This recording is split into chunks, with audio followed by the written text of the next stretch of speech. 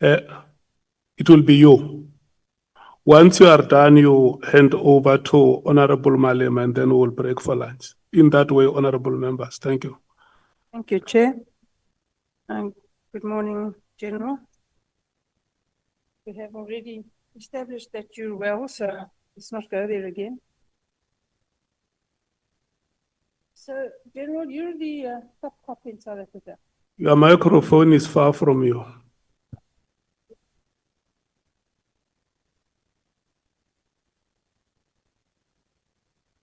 You're the top cop in South Africa. You're the only real general in the South African Police Service. And you say that you hold the view that the instruction of the minister to close the political killings task team was ultra vires and encroached on your domain as the National Commissioner. So why did you not tell him so? Tell him that you won't close it down, that it's doing good work and that he's out of line. Why didn't you just do that? Thanks, Honorable Chair. But even though I tell him that this team is doing good work, we're not supposed to close it, he said we must close it. No, General, I'm sorry, you're missing the gist of the question. Oh, sorry. The question is, not that you didn't discuss it with him, I'm sure you did. Thank you. Why didn't you tell him you're not interested?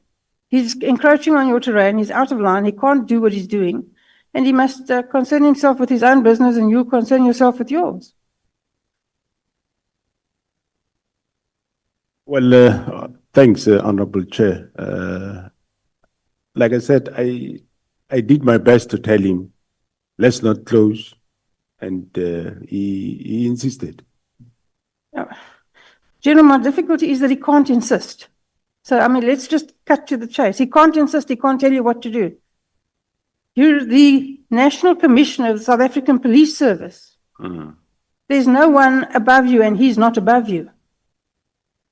He's a Minister of Police, he's above me. Not in the hierarchy of the South African Police Service, General, and you and I both know that. You call the shots in the South African Police Service, not the minister. And if he tries, you should tell him to go to hell. Why didn't you? Yeah, well, I didn't tell them that. And I take him as Minister of Police. And I told him in a nice way that let's not do this thing. And he kept insisting, no, we do it. So when you told him in a nice way and he didn't go away, why didn't you tell him in a less nice way?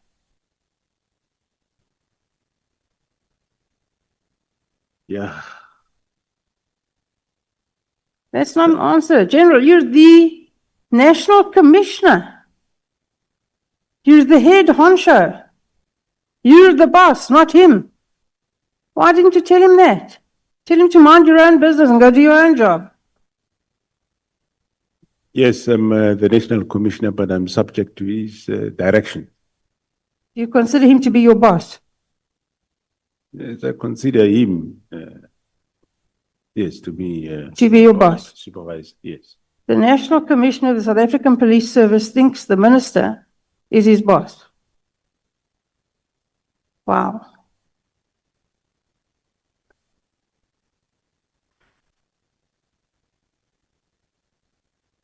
So then you said, you discussed with him, he gave you no answers, real answers about why it should close down. Nothing was satisfactory. And then you said something odd. You said if it had been something about farm murders, the citizens of South Africa and parliamentarians would have reacted to the closing down. But because it wasn't, no one reacted. Now, why do you want citizens of South Africa and parliamentarians to do your job? It's your job to deal with that issue, not anybody else's. Did you come to Parliament and say, the minister is encroaching on your domain, he's exercising unacceptable political interference in the police service? Did you do that? And if not, why didn't you do it? Thanks, Honorable Chair. We did appear at the committee. We briefed them how good the political killings task team is doing its work, and there was any member of the team that would say, no, we think this the minister shouldn't do. Again, General, I have difficulty with, you're a really nice guy. I mean, there's no question about that. I But didn't you're know too that. nice. You're way too nice. You're the head of the South African police. Nobody can tell you what to do. You've got a lot of power. You don't seem to want to exercise it. And I don't understand that. Why didn't you come to the portfolio committee and say, this minister, tell them to call him to the portfolio committee and then sit there with him and say, this minister is interfering in the South African police service. He's telling me what to do. Why didn't you do that? How else would they have known? Thanks, Honorable Chair. We learn. So in future, if I'm still there, that's what I will do. What do you say?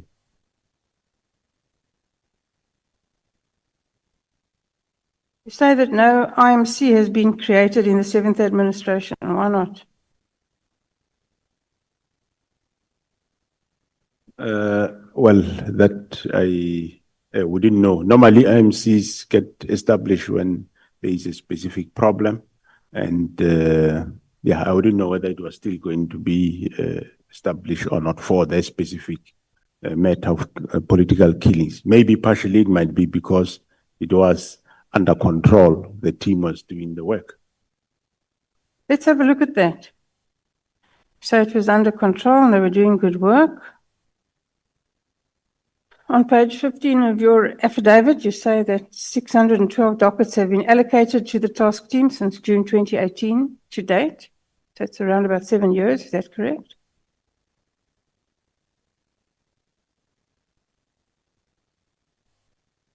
That's correct, Honorable Chair.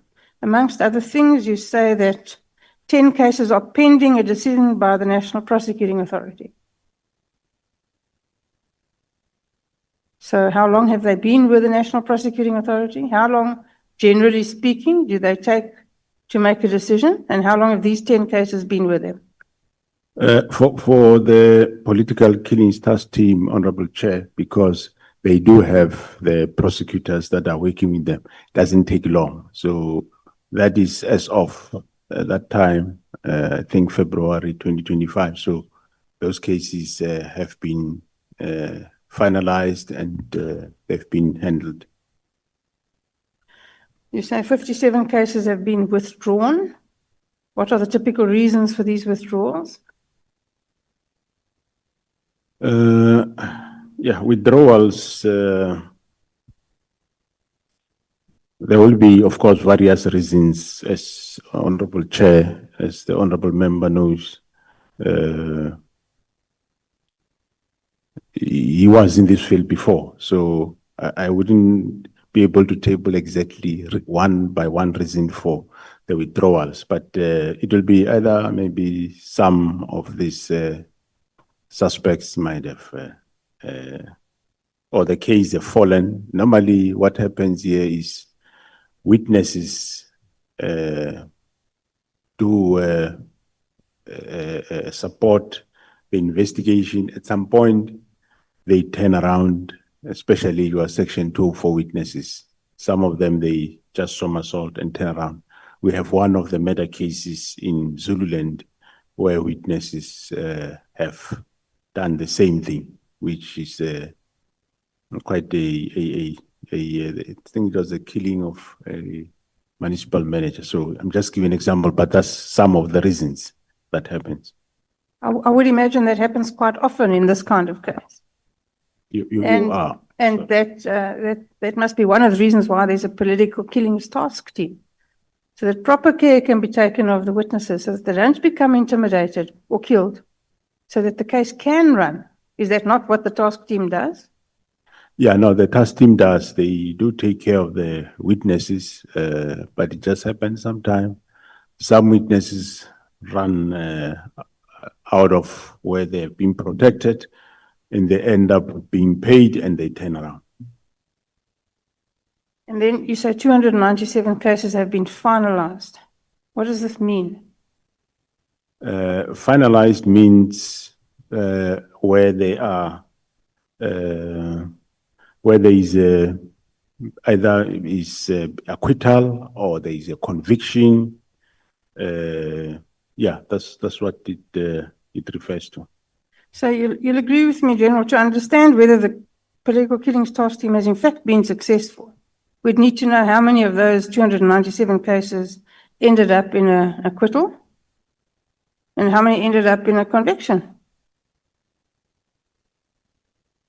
Yeah, now there is such a breakdown. Maybe one can send such a breakdown in terms of how many. But yeah, most of them were quite. Let me just check if I won't find it here.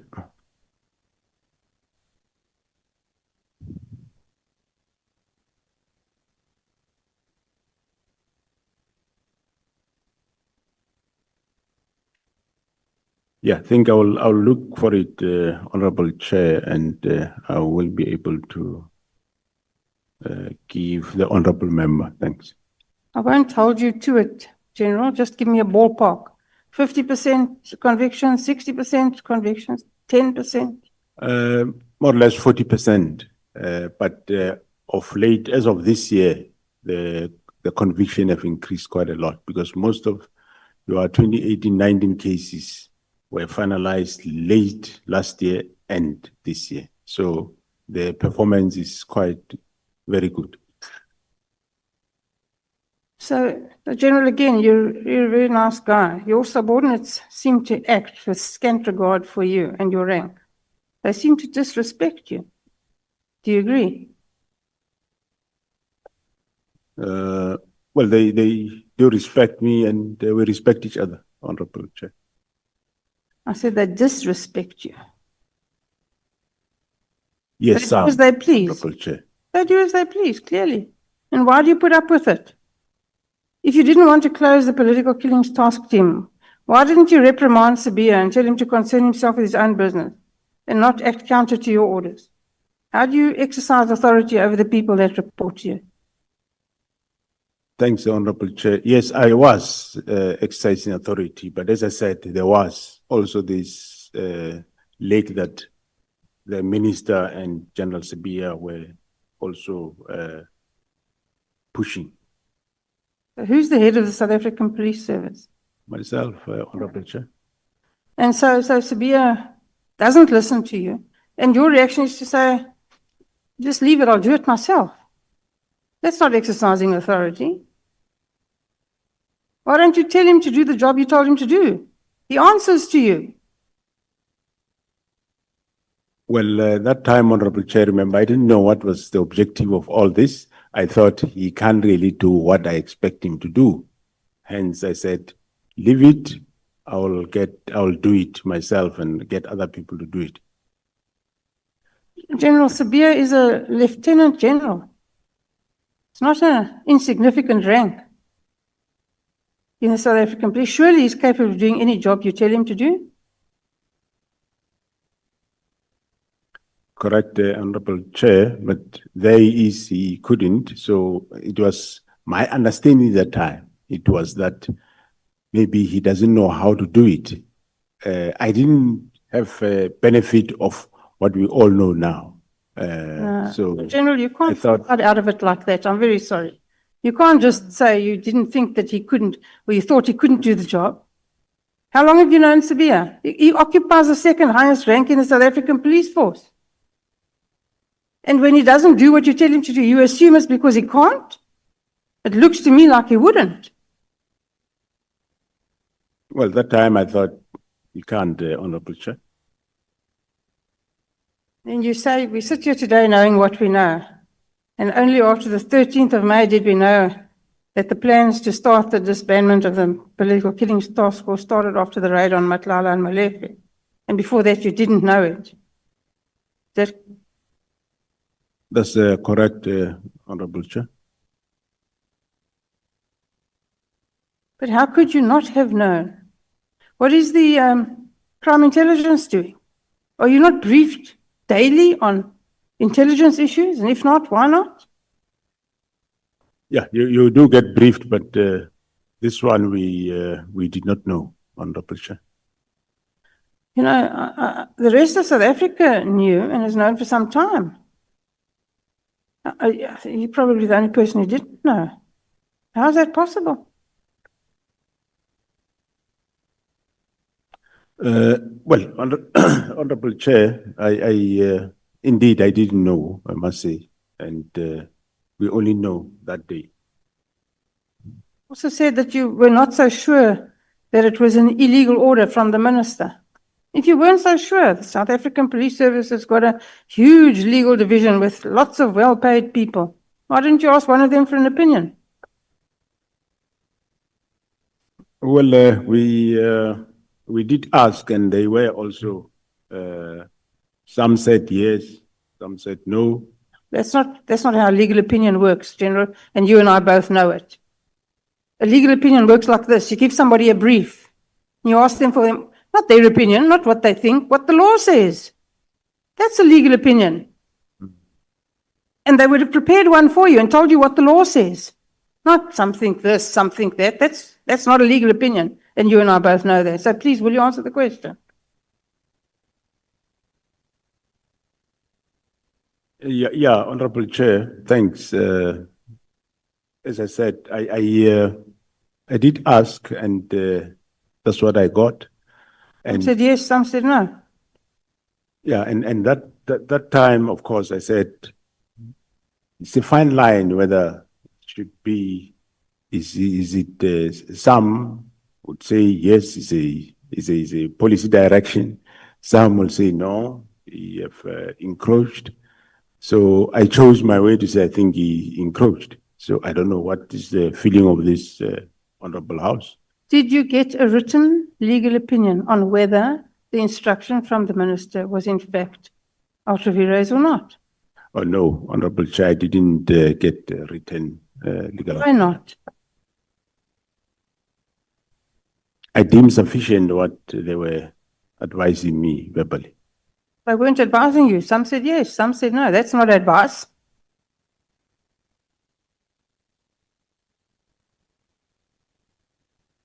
You didn't really feel strongly about this at all. You just go with the flow, wherever the wind blows you. Is that correct? That is not correct, Honorable Chair. If I went with what he said, indeed, we wouldn't have the PKTD today. Now, Section 207 of the Constitution mandates you to exercise control over and manage the police service in accordance with the national policing policy and the directions of the cabinet minister responsible for policing. Is that correct? Correct, correct, Honorable Chair. And in your view, what does this mean? What are the parameters of your authority as far as you're aware? Well, my understanding, Honorable Chair, is yes, Minister will develop policy and I implement, and he will give directions. I think the matter around directions is what one might say it's not clear as to what exactly, how far do these directions go? Do these directions mean giving instruction to say, don't do this or do this? So, but my interpretation was that, let's say for argument's sake, what he said is a direction. I hold the view that probably would have said, there's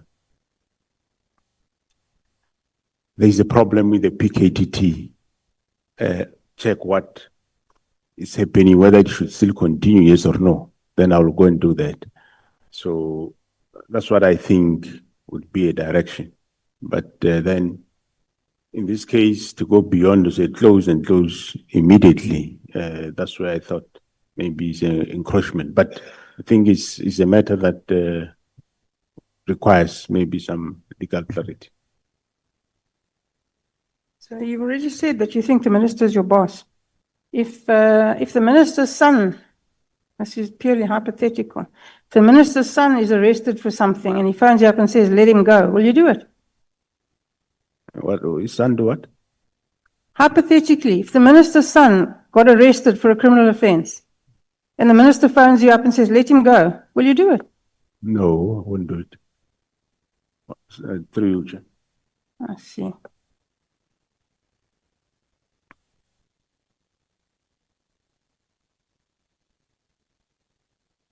So General, the claims made by General Makwenazi, are they true? Which claims? The claims that he made in his press conference, everything he said, is it true? Well, I do take them, yes, that it is true. Well, if they're true, then the South African Police Service is in a huge mess. No? We should all be very worried. That's why we're sitting here today. Do you agree? Honorable Chair, after the discovery of what we discovered on Matlala's phone, yes, I agree, there are problems. Again, General, And that those problems, we are addressing them. if that's the first time that you became aware of problems and that's when you started to be worried, General, then you've been living under a rock for the last 12 years. Because we all know that's not where the problem started. You know it, I know it, everybody sitting here knows it. And if you don't know it, then there's a big problem. Thanks, Honorable Chair. I did say earlier, Honorable Chair, that the institutions of the justice system, yes, as you say, we know where it started. Yes, we know where the deterioration started, where the rot started. And we start implementing measures to improve. We know most departments were affected after 2009 and they were hollowed. That's a fact. And we are not all at our best capacity at this moment in time, but we are doing our best to clean up those areas that are affected. Okay, would you tell me 3 things that you did? Because you've had a high rank for a long time. Will you tell me 3 things that you did to clean up crime intelligence? Well, I removed some of the senior managers there. I appointed a new capable divisional commissioner. And, well, some of the things we're still doing, we're not finished. And in that space of crime intelligence, yeah, one might have limitations in talking, but we rectified some messes that were happening there in terms of informers' claims, senior managers abusing some resource vehicles. We attended to that. So, yes. Did you fire all of the family members of Richard Mdluli who he appointed? We fired some, not only him, but we have fired some. Did you fire all of them? No, not all of them. Why? Some have been legitimately appointed. So General Kumalo was still busy dealing with those matters. But there are those that we found not legitimately, not only Mdluli, but other families, and we fired them. What kind of a relationship do you have with Becky Cele? My relationship with Brigitte Cele is a minister of police. He was minister of police, and we only meet at work. We don't, after hours, meet to drink coffee or whatever. He lives his life, I live my life. We only meet when you are at work. We are not friends. We're working colleagues, but after hours, he has his life, I have my life. Have you seen him since he's no longer the Minister of Police? I saw him once. I bumped against him somewhere. But other than that, I don't talk to him. I don't phone him. He doesn't phone me. But I enjoyed working with him. Well, he have his shortfalls, problems, but enjoyed working with him. You said yesterday that you didn't know Cat Matlala or Brown Mokotsi. And when you say that, do you say you didn't know them or you didn't know of them? I didn't know them, and I didn't know of them until General Mkonazi spoke to me about a Brown Mokotsi. Because he asked me whether I know this person. I say, I don't know. He says, no, this person was with you at Lisukisiki when 18 people were murdered there. I says, well, if he was there, I don't know this guy. Even Matlala, I don't know him, I haven't heard of him.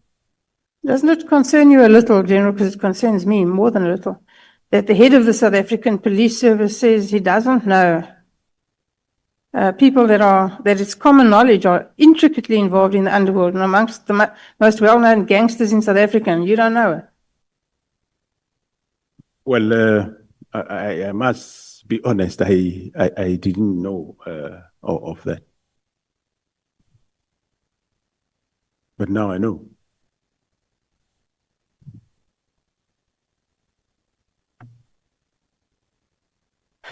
You say that you did not know who Babita Diakaran was, and that now we should all take pride in the fact that the theft and corruption at Tembisa Hospital has been stopped and has implicated Cat Matlala.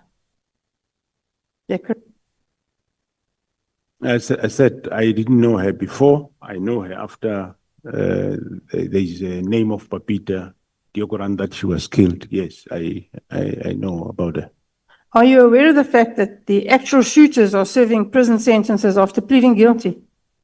We all know how that little scenario works and will play out. The actual kingpins have never been caught. The persons who organized it and paid for it are still at large. And it doesn't appear as if anything is being done to apprehend them. How can this be something that you're proud of?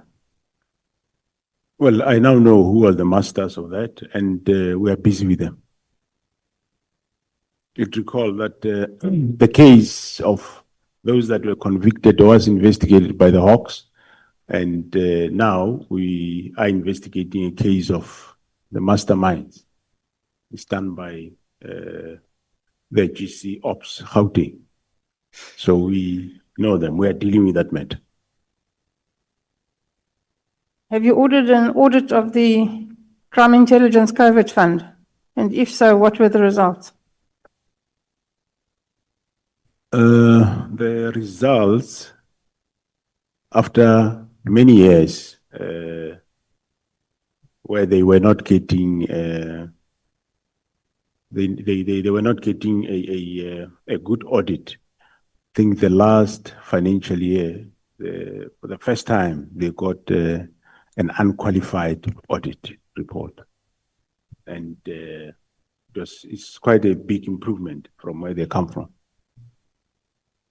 You also said that since January 2025, you have been aware of a syndicate that has significant influence and connections within the political, law enforcement, and criminal justice systems. What does this mean? What I mean by that is that this cartel is not only infiltrating SAPS. What we mean is that it does have influence to some of the people in the NPA, and it also does have influence to some of the people in the judiciary. That's what it means, and I took it from the report given by the members of the GC Ops. Why haven't these people been arrested? We are in the process. That's why we have Gauteng counterintelligence operations. They are dealing with that. You will see the results as time goes on. Yeah, you know, it's nearly the end of October already. When?